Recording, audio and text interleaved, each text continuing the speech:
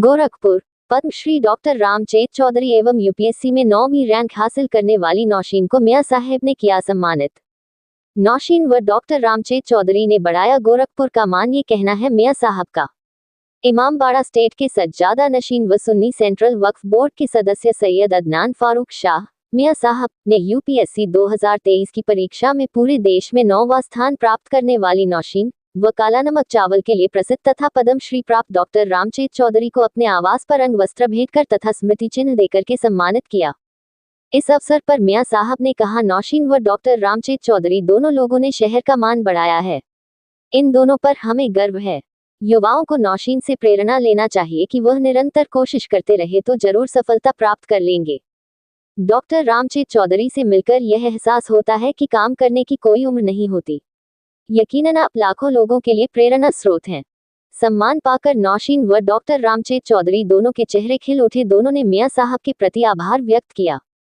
इस अवसर पर मियां साहब के प्रतिनिधि मंजूर आलम, इमामबाड़ा मुतव्वलियान कमेटी के जिला अध्यक्ष सैयद इरशाद अहमद, महासचिव हाजी सोहराब खान, युवा कवि एवं शायर इंजीनियर मिन्नत गोरखपुरी, शकील शाही, डॉक्टर वसीम इकबाल, डॉक्टर सुधाकर पांडेय, प्रमोद चोखानी, सिराज अहमद खान, उस्मान, मोहम्मद फजल खान, मिनहाज सिद्दीकी, इमरान खान, कैश अख्तर, हकीकुल्लाह, नौशीन के पिता अब्दुल कयूम आदि उपस्थित रहे। मियां साहब के प्रतिनिधि मंजूर आलम ने सबको अपना कीमती समय देने के लिए धन्यवाद व्यक्त किया। गोरखपुर से EN दिल्ली की एक्सक्लूसिव रिपोर्ट। बड़ा खुशी का मौका है और खुशी इतनी कि सीलिंग तक उछलने का जी कहता है, तो और क्या बोलेंगे।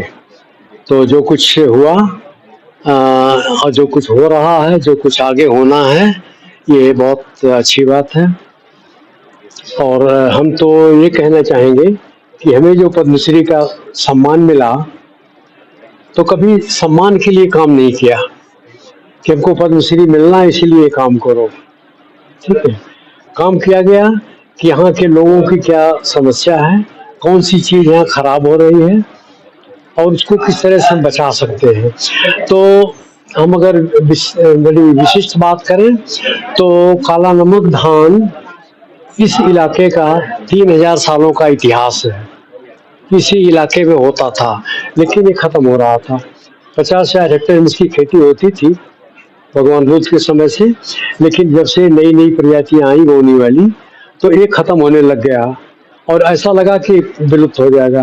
बाजार में अगर आप 1 किलो भी चावल ढूंढो तो नहीं मिलता था काला नमक का।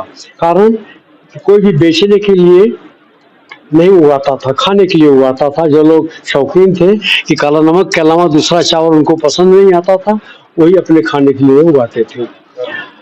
कब तक वो उनका शौक रहता, तभी तक काला नमक था, नहीं तो खत्म हो जाता था। इस टाइम में हम संयुक्त राष्ट्र संघ से सेवानिवृत्त होकर लौटे, बल्कि हम तो सेवानिवृत्त भी अपने आप को नहीं कहते, हमें कहते हैं आजाद हो गए। आपको सेवानिवृत्त कहने से चिढ़ क्यों, क्या कारण है? जी नहीं, जैसे रिटायरमेंट का जो शब्द है ना कि ठीक है 62 साल में आपको रिटायर होना है, कहीं 65 साल में रिटायर होना है, तो रिटायरमेंट शब्द इतना तगड़ा होता है कि आपके दिमाग पर, दिलो दिमाग पर असर डालता है।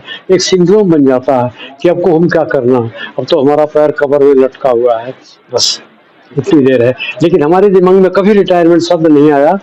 और अभी हम कहने का मतलब कि आप आज सारे बुजुर्गों को कहना चाहते हैं कि बुजुर्गों को ही नहीं, हम जवानों को कहना चाहते हैं जो कि रिटायर शब्द जो मत मानिए।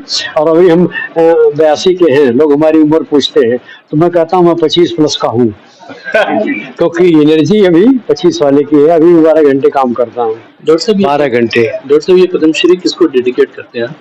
पद्मश्री हम तो यहाँ के किसान, काला नमक के जो मुरीद हैं उनको हम डेडिकेट करते हैं कि उन्होंने हमारा साथ दिया कि जो 2000 हेक्टेयर पर जिसकी खेती सिमट गई थी, वो अब 80,000 हेक्टेयर में आ गई है। कहीं आपने सुना नहीं होगा कि 10 साल में 40 गुना किसी एक फसल का रकबा बढ़ जाए। तो हम तो उन्हीं को मुरीद करते हैं और हमें भी बोलते हैं, हम तो हर एक को धन्यवाद देते हैं। धन्यवाद देते हैं किसान को क्योंकि उगाता है, धन्यवाद देते हैं हम खाने वालों को क्योंकि वो खाता नहीं खाएगा तो किसान क्यों उगाएगा। धन्यवाद देते हैं हम व्यापारियों को। आजकल एक्सपोर्ट हम करवा रहे हैं, सिंगापुर जा रहा, दुबई जा रहा, जर्मनी जा रहा है, नेपाल हमारे पड़ोसी देश से 100 क्विंटल भिजवाया हमने। तो हम उनको भी जो है धन्यवाद देना चाहते हैं कि उन्होंने इसकी तारीफ की। और धन्यवाद हम मीडिया को देना चाहेंगे, नहीं कि आप हमारे सामने हो इसलिए हम कह रहे हैं, मीडिया को इसलिए कि हमारे रिसर्च हमारे पास ही रह जाते अगर मीडिया ने उसको फैलाया नहीं होता, चाहे वो प्रिंट मीडिया हो, इलेक्ट्रॉनिक मीडिया हो या किसी भी किस्म की मीडिया हो, जिन्होंने हमारे काम को जनमानस तक पहुंचाया, यहाँ नहीं राष्ट्रपति महोदया तक भी पहुंचा, मुझे पद्मश्री मिला, अन्यथा हमारे काम हमारे पास ही पड़े के पड़े रह जाते। हम तो मीडिया को भी धन्यवाद देते हैं, सबको हम डेडिकेट करते हैं। ये पद्मश्री का जो सम्मान हमें अभी 22 अप्रैल 2024 को मिला है। आज जो यहाँ पे आपको सम्मानित किया जा रहा है, आपको कैसा लग रहा है? जी, मेरी खुशी का बयान नहीं मैं कर पा रही हूँ, इतनी खुशी हो रही है। इतने प्रोमिनेंट जो लोग हैं इस सिटी के, जिन्होंने काम किया है, देश के लिए काम किया है, पद्मश्री से सम्मानित लोग के बीच में आज मैं हूँ, तो मुझे बहुत अच्छा लग रहा है। जब आपको 9th रैंक का पता चला कि जी। आप यूपीएससी में 9th रैंक आई है, जी। उस वक्त आपकी फीलिंग क्या थी और आपने क्या सोचा था कि आप 9th रैंक अंडर 10 आएंगे? उस टाइम तो ऐसे विश्वास नहीं हो रहा था। अभी भी मैं ये आपने जब ये क्वेश्चन पूछा तब भी मेरे रोंगटे खड़े हो रहे उस टाइम का सोच करके। तो वो तो उस टाइम तो मुझे बिल्कुल विश्वास नहीं हो रहा था कि मेरी 9th रैंक आई है।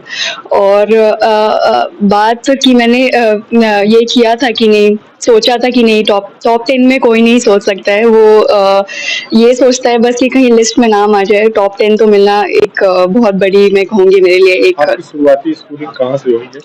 जी, मेरी शुरुआती स्कूलिंग पूरी रामपुर स्कूल गोरखपुर से हुई है। तो क्या अपने शिक्षक और माँ बाप को भी ये श्रेय देना चाहिए? जी, सबसे पहला श्रेय तो पेरेंट्स और जितने टीचर्स जिन्होंने मुझे हमेशा से एक अच्छी पर्सनालिटी मेरी एक डेवलप करने में हेल्प की, उनको जाता है।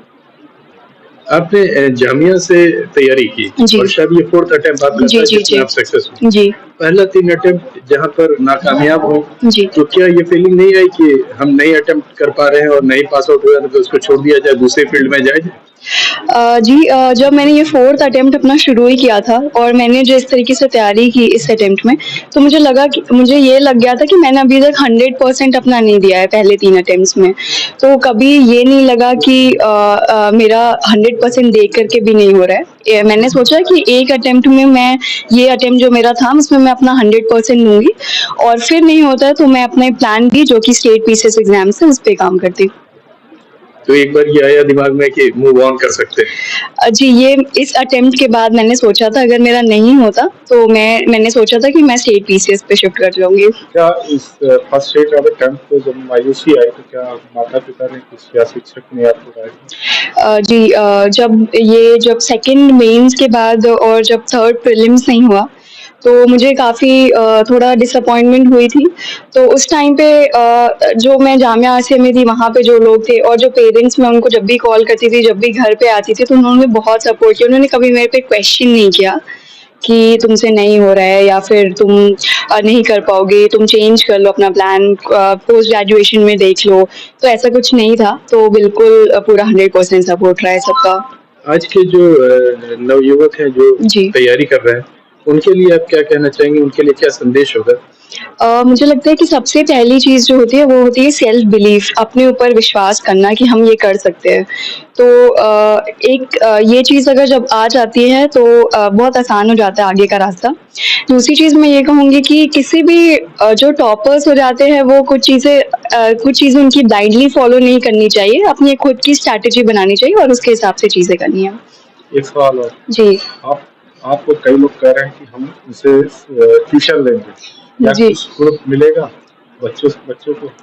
जी। कई जगह हम लोग गए तो पता चला कि हम नौशीन जी से सीखना चाहते हैं, उनके पिता से संपर्क किए लेकिन फोन नहीं उठा रहे, क्या बात? ऐसा नहीं, हम लोग भी जब से हुआ रिजल्ट तब से बहुत सारे लोग का फ़ोन आया, बहुत सारे लोग मेरे घर मिलने भी आए और उनको मेरे पापा, मेरे मम्मी, इन सब से मिले हम लोग और जितना हो सकता था गाइड भी किया।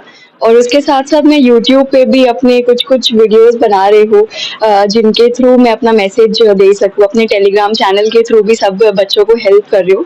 तो मेरी तरफ से तो पूरा सपोर्ट है उन लोग के लिए। चैनल्स का नाम बताइए ताकि सब जान सकें। जी, यूट्यूब चैनल्स ज़्यादातर कोचिंग्स के ही हैं।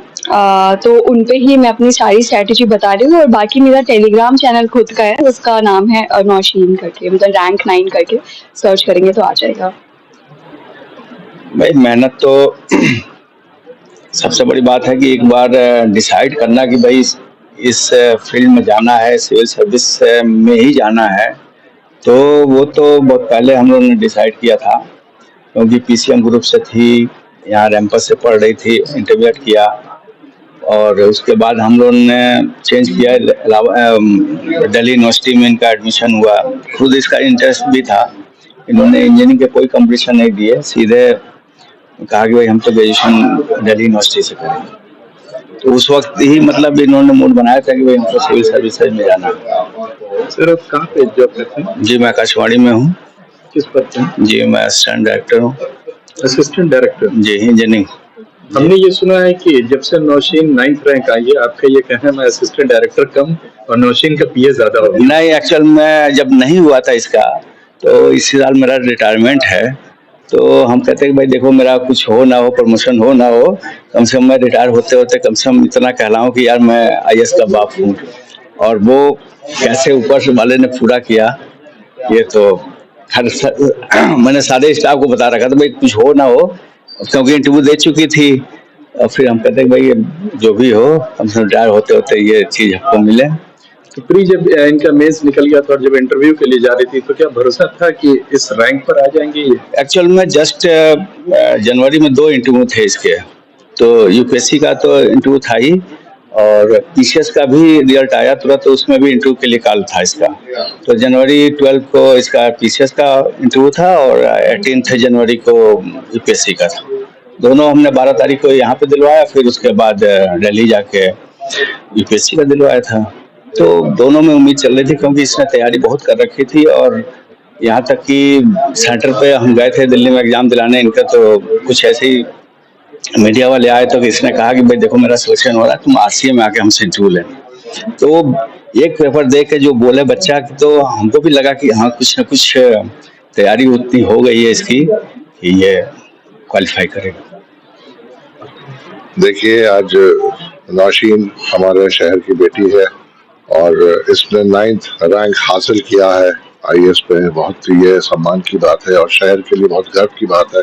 वैसे ही हमारे डॉक्टर चौधरी साहब हैं, जिनकी तारीफ मैं क्या कहूँ इनके बारे में। आप की जो स्टोरी है वो बहुत जो है, और मैं खुद इतना गर्व महसूस कर रहा हूँ कि आज मेरे हाथों इनको सम्मानित किया जा रहा है। ये मेरे लिए बहुत बड़ा सम्मान की बात है कि आज डॉक्टर साहब ऐसे शख्स की जो दुनिया के मतलब कोई भी ऐसा मुल्क नहीं है जहाँ पे ये रहे नहीं है, जहाँ पे उन्होंने काम नहीं किया, जिसको पद्मश्री से नवाजा गया है।